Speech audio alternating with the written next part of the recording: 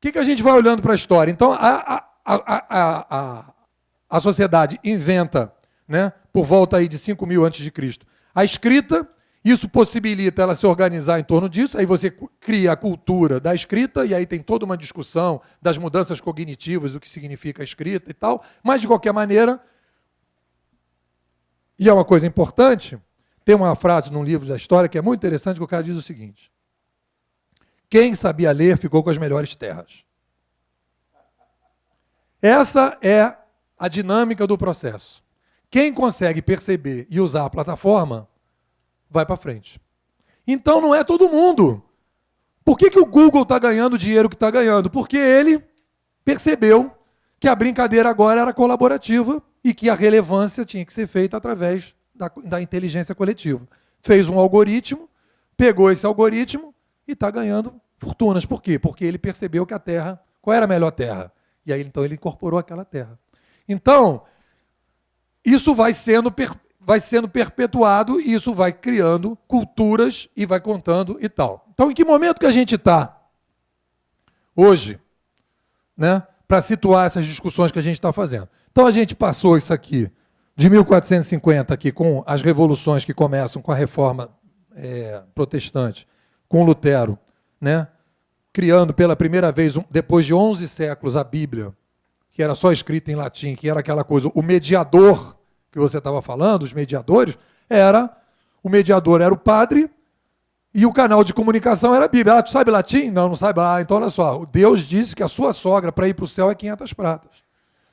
O seu sogro já é 250.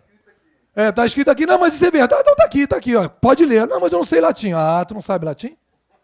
E os caras que tentaram traduzir a Bíblia para o inglês, por exemplo, vem cá, você quer traduzir a Bíblia para o inglês? Tá. Então entra ali naquele lugarzinho lá, trancava o cara, queimava o cara.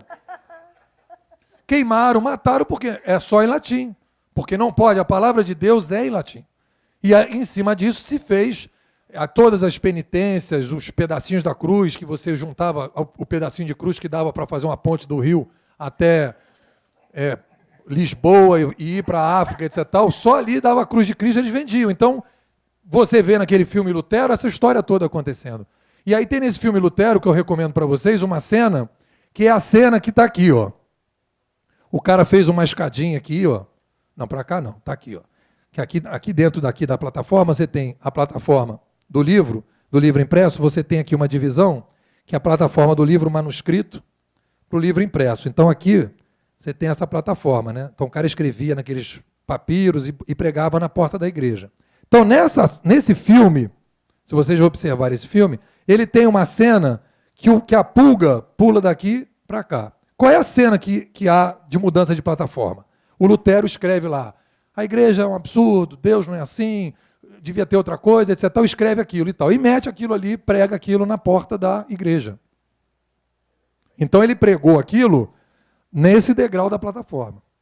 Aí vai um seguidor, no filme aparece isso, tem no YouTube também, né? Tem no YouTube a cena, ele vai lá e arranca o papel do Lutero. Aí o outro cara do lado fala, você está tirando o papel do Lutero da porta da igreja? Ele fala, deixa para você ver o que eu vou fazer.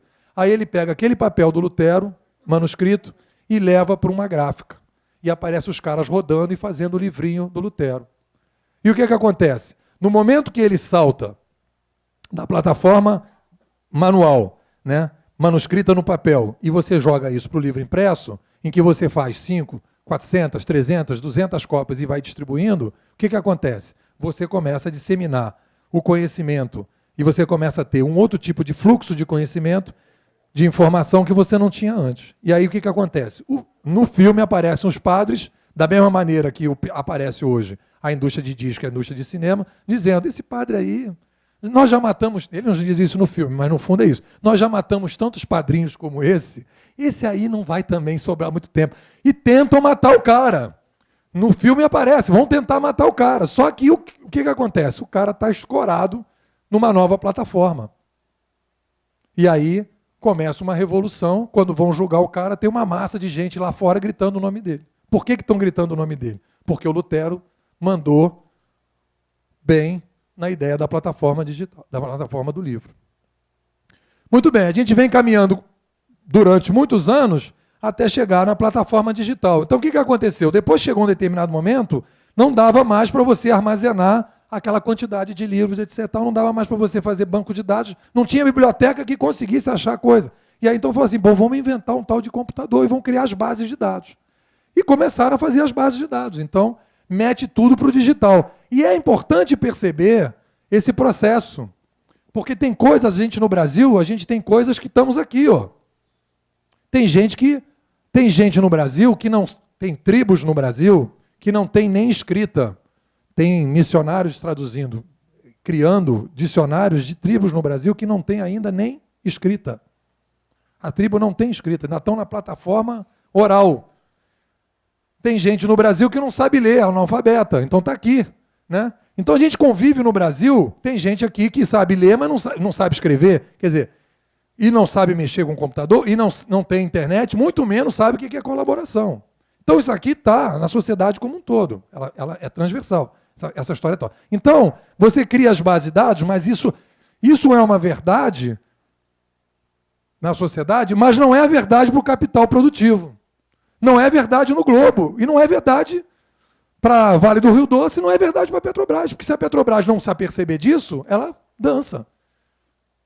E o mercado de trabalho que as pessoas estão inseridas está aqui, nessa primeira, e quer estar na ponta. E é por isso que a gente está nesse seminário.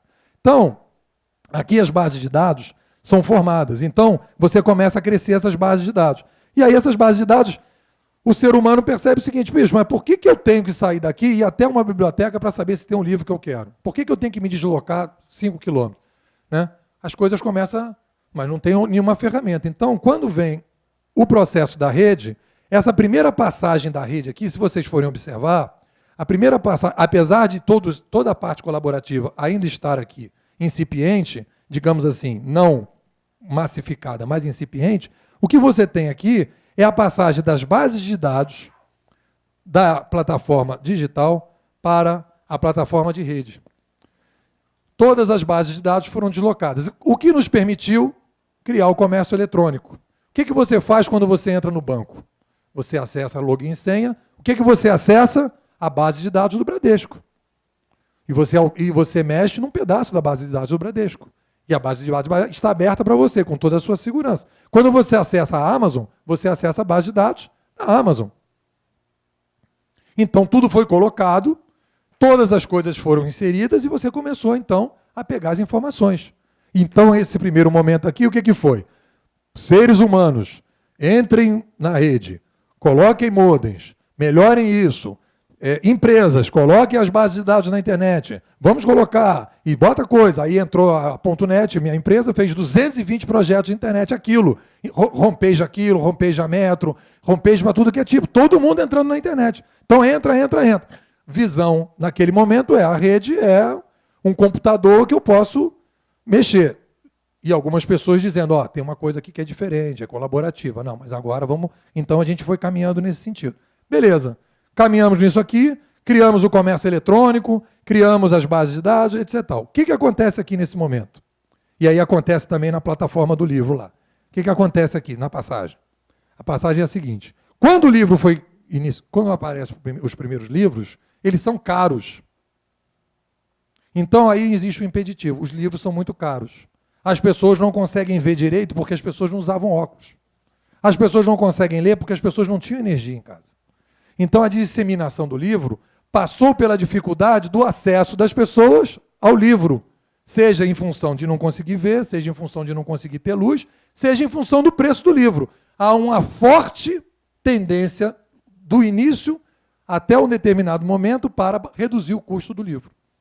Então, todo o investimento da incipiente indústria do livro, qual é?